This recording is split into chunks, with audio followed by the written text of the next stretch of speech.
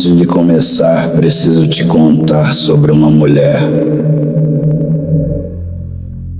Não porque ela é o centro dessa história, mas porque sem ela, o que vem depois não faz sentido.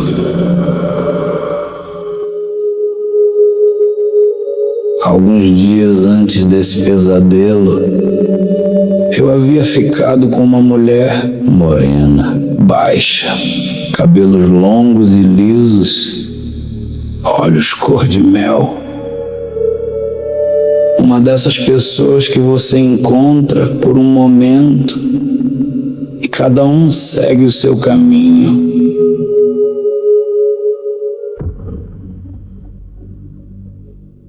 Ela vai aparecer de novo mais tarde, e quando aparecer, você vai entender por que eu comecei por ela.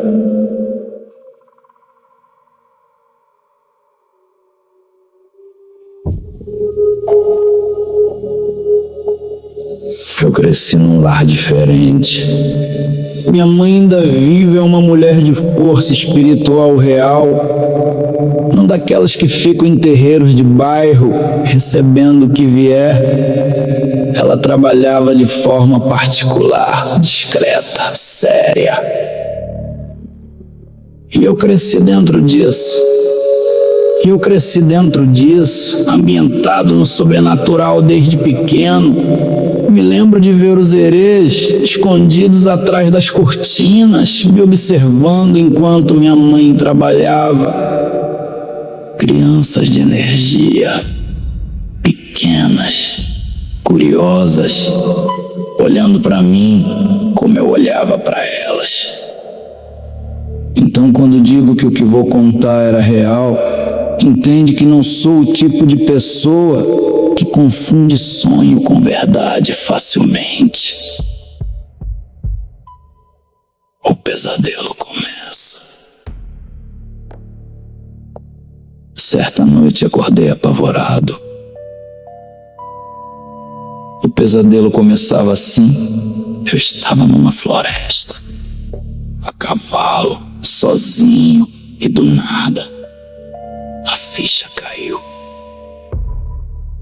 O arrebatamento havia acontecido. Aquele evento que a Bíblia descreve como o momento em que os escolhidos são levados. E eu havia ficado. Quem conhece essa crença sabe o que significa ficar. Significa que o que vem depois é pior do que qualquer coisa que veio antes. Corri para a cidade. Já estava a pé. O cavalo havia sumido, ou eu nunca tive. Em sonho essas coisas mudam sem avisar. A cidade parecia normal. E é exatamente isso que me perturbava. Tudo no lugar. Mas com aquela sensação de que algo havia mudado de forma irreversível e ninguém havia avisado ainda. Foi quando eu vi os soldados. Não precisei de explicação. Em sonho, você simplesmente sabe. Aqueles homens trabalhavam para o anticristo. Era um braço físico de algo que não era humano no comando. E eu sabia que eles estavam procurando exatamente pessoas como eu, que haviam ficado, que ainda se recusavam a dobrar. Entrei num lugar onde estavam torturando pessoas. Não vou descrever o que vi. Não porque não me lembro, mas porque alguns detalhes não precisam ser ditos em voz alta. O que importa é que ali eu tomei uma decisão. Não ia me render. Não importava o que viesse. 2 soldados me pegaram. Mandaram eu negar a Cristo. Eu olhei para eles e disse não. Falei sobre perseverança, sobre fé, sobre o que não se pode tirar de alguém por força. Eles me soltaram. Não por misericórdia, mas como quem larga algo que ainda vai precisar lidar depois.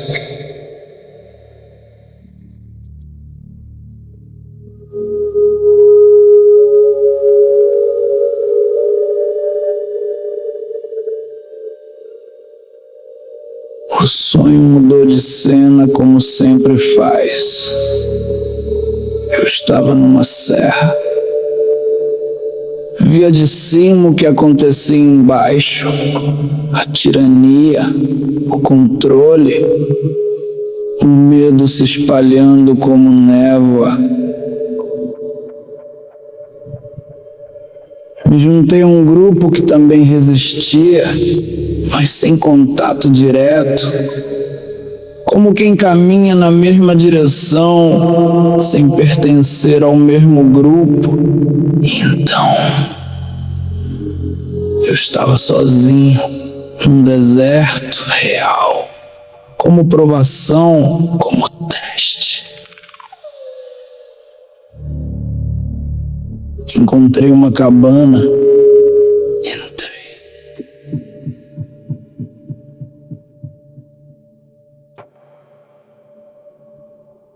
Dentro da cabana havia um banquete do nada, no meio de um deserto espiritual, comida de verdade, abundante. Comi. Guardei o que pude para a viagem, porque eu sabia que não ia ser fácil encontrar mais.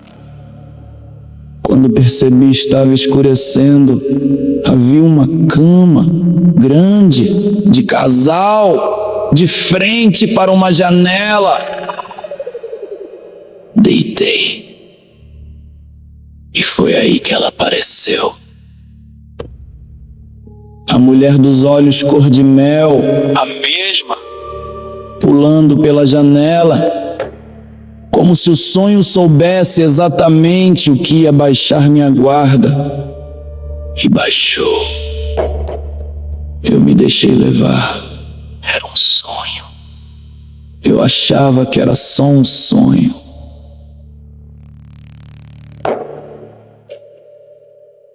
Foi de canto de olho.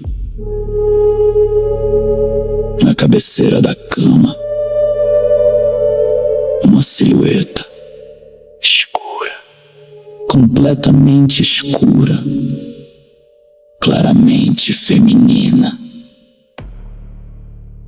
sentada, imóvel, me observando, não com raiva, não com ameaça, com deboche, com sarcasmo, como quem assiste algo idiota acontecendo e acha graça da ingenuidade de quem não percebe. Como se eu fosse exatamente o que ela esperava que eu fosse. Quando percebeu que eu a vi, ela se desfez, devagar, como fumaça, como quem não precisava mais estar ali. Acordei olhando para a cabeceira da minha cama. Por dias me senti observado, não de forma dramática, não o tempo todo, mas naqueles momentos de silêncio, quando a mente para, quando você está sem pensar em nada. O pesadelo voltava com toda a sensação, a angústia, o frio, a certeza de que algo estava ali. O tempo foi passando, fui esquecendo. Hoje não me assusta mais, mas até hoje não sei o que quis dizer. Se a figura usou aquela mulher como porta, se ela estava lá desde antes, eu não havia notado. Se foi aviso, se foi teste, se foi só um pesadelo muito vívido. Não sei. E talvez seja exatamente isso que mais me perturba. Não o que eu vi, mas o fato de que ela saiu sorrindo,